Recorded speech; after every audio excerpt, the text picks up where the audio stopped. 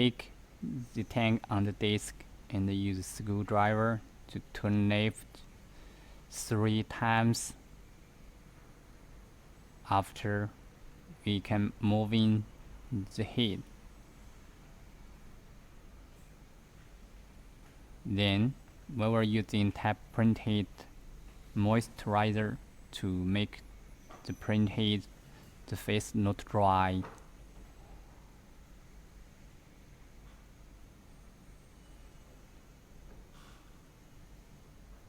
Must around 3 ml.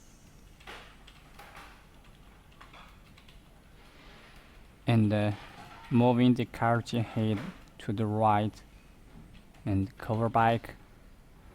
Now we can rest the printer.